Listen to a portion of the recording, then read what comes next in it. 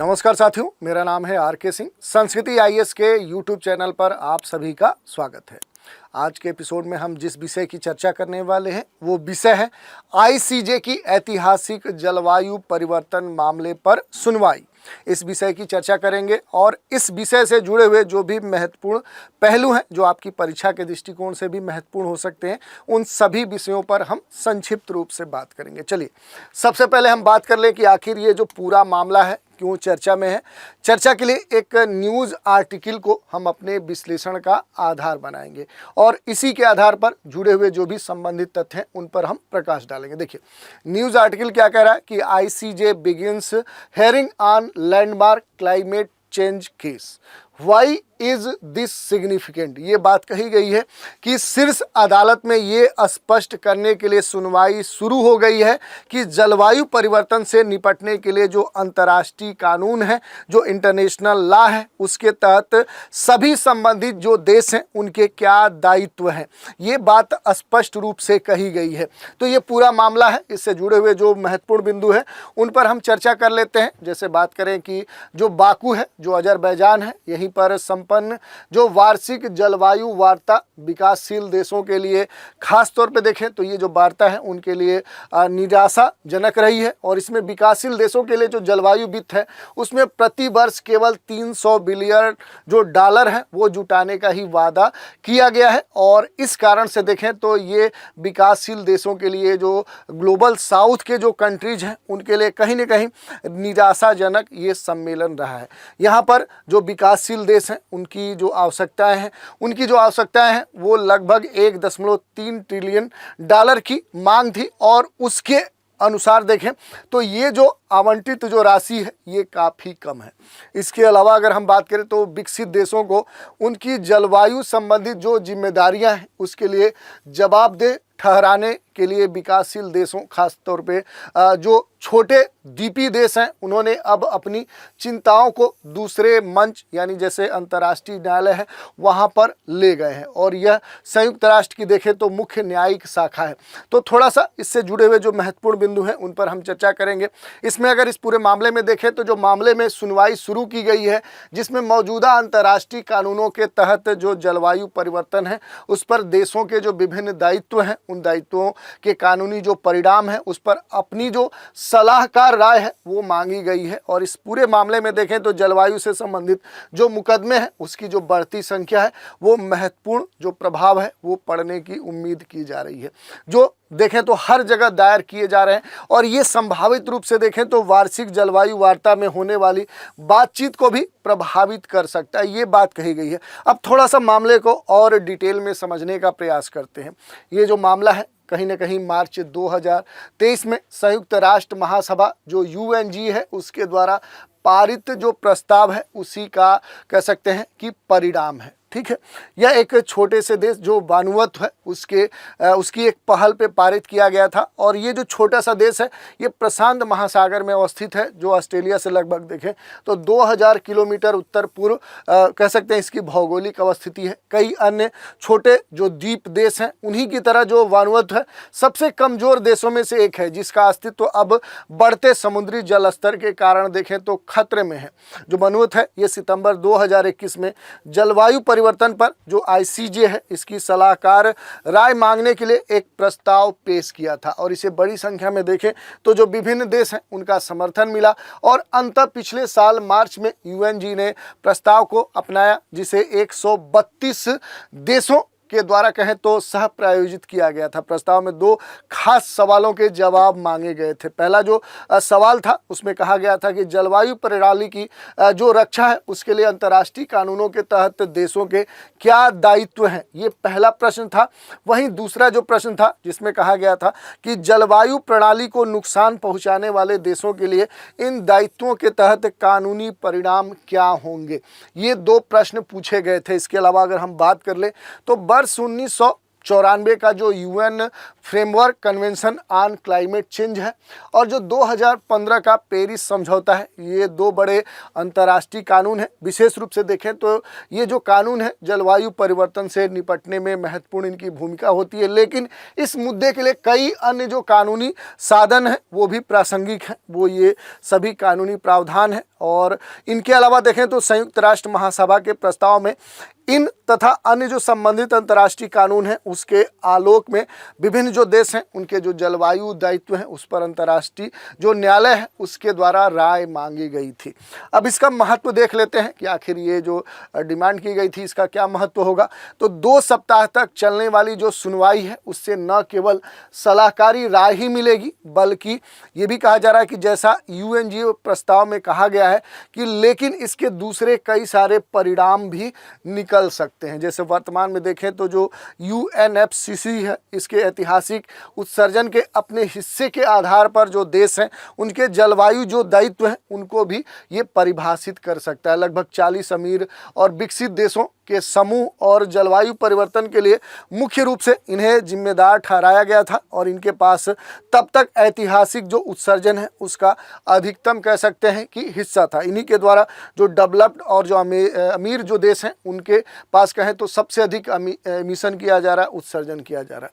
इन देशों से कहा गया था कि वे अपने उत्सर्जन को कम करें और जलवायु परिवर्तन से लड़ने में जो फंड है, जो वित्त है, प्रौद्योगिकी है, उसके प्रावधान के माध्यम से विकासशील और जो पिछड़े हुए कह सकते हैं अल्प विकसित जो देश हैं उसकी मदद करें। अमीर और विकसित देश न केवल इन दायित्वों को बड़े पैमाने पर कह सकते हैं कि अनदेखी करने में कहें तो सफल रहें बल्कि अपने बोझ का एक जो हिस्सा है कहीं न कहीं विकासशील देश और जो पिछड़े हुए देश हैं उन पर डालने में भी सक्षम कहें सफल रहे हैं।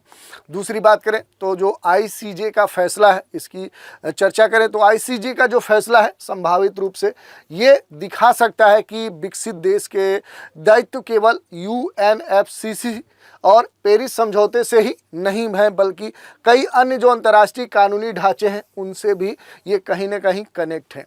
और ये भी कहा जा रहा है कि ये जो जलवायु वार्ता है उसमें एक नया ये आर्गुमेंट बन सकता है। इससे भी महत्वपूर्ण बात ये है कि जलवायु परिवर्तन से जो कानूनी परिणाम हैं उनको परिभाषित करने से जो छोटे द्वीप या इस तरह के जो देश हैं उनकी जो मांगे हैं उस पर भी असर पड़ सकता है और उन्हें जलवायु परिवर्तन से होने वाले जो विभिन्न नुकसान हैं उसके लिए मुआवजा भी प्राप्त हो सकता है। यही नहीं, कम से कम ये भी बात कहा जा रहा है कि इस मामले का जो नतीजा है हाल के वर्षों में दायर किए गए जो कई सारे जो मुकदमे हैं उनके लिए एक नज़ीर बन सकता है।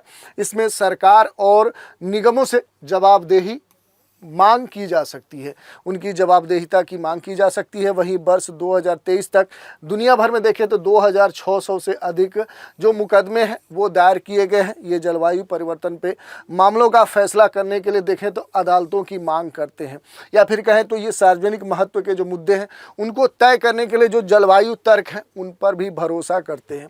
तो ये पूरा मामला था जिसको हमने समझा। इसमें यह भी कहा गया है कि इनमें से कुछ पहले से ही क्या है कि ऐतिहासिक फैसले दिए जा चुके हैं। जैसे स्विट्जरलैंड के संदर्भ में एक मामला आया था कि इस वर्ष की शुरुआत में ही यूरोपीय मानवाधिकार जो न्यायालय है इसने ये मान लिया था कि स्विट्जरलैंड अपने ग्रीन हाउस गैस जो उत्सर्जन है उसमें कमी के लक्ष्यों को पूरा करने में विफल रहा है और इस तरह से उसने अपने नागरिकों के जो मानवाधिकार हैं उसका उल्लंघन किया है।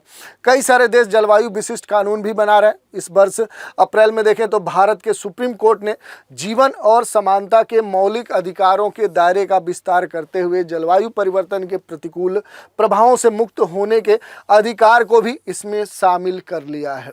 कुछ कहें अभ्यावेदन की बात करें तो अभी तक रिकॉर्ड अभ्यावेदन दर्ज किए गए हैं। इस मामले की अहमियत का अंदाज़ा इस बात से भी लगाया जा सकता है कि आईसीजे के समक्ष अब तक रिकॉर्ड संख्या में अभिवेदन प्रस्तुत किए जा चुके हैं। आंकड़ों की माने तो न्यायालय को पहले ही देशों और संगठनों से 90 से अधिक लिखित अभिवेदन प्राप्त हो चुके हैं। इसके अलावा बात करें तो कम से कम 97 देश और 1 दर्जन अंतर्राष्ट्रीय जो संगठन है वो सुनवाई में भाग लेने वाले हैं या आईसीजे में किसी भी मामले के लिए एक रिकॉर्ड दर्ज होगा। यहाँ तक कि भारत, चीन, अमेरिका जैसे जो देश हैं इस मामले में भाग ले रहे हैं। ये देश आईसीजे के अधिकार को सीमित रूप से ही स्वीकार करते हैं, लेकिन अमेरिका बुधवार को इस मामले में अपना पक्ष रखेगा और जो भारत अपना देश है ये 5 दिसंबर को अपना पक्ष रखेगा। तो ये पूरा मामला था जिसके बारे में हमने डिटेल से समझा। अब थोड़ा सा बात कर लेंगे अंतर्राष्ट्रीय न्यायालय की, जो आईसीजे है इसके बारे में देखें तो ये मूल रूप से देखें तो जो यूएन है, संयुक्त राष्ट्र जो है उसी का एक प्रमुख न्यायिक अंग है।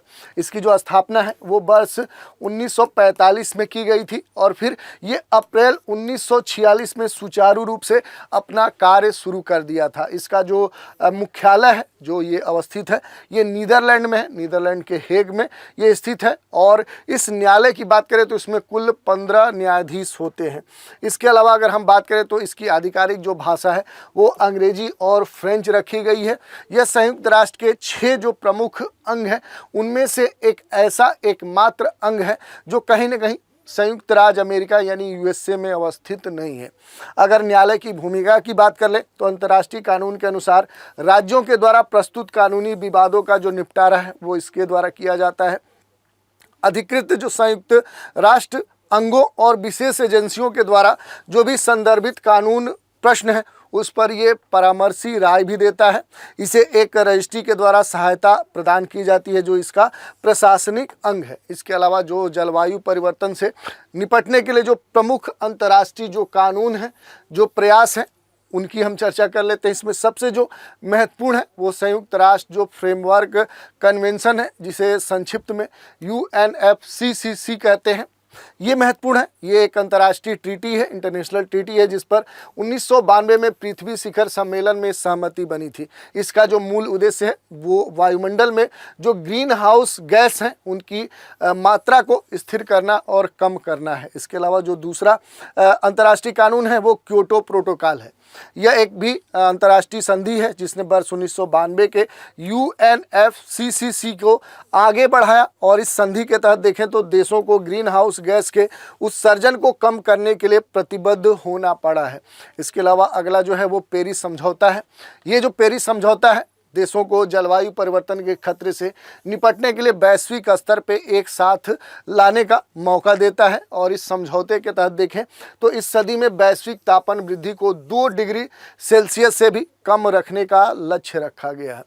अगला जो कानून है वो 2030 सतत विकास लक्ष्य है, सस्टेनेबल जो डेवलपमेंट गोल है SDG है।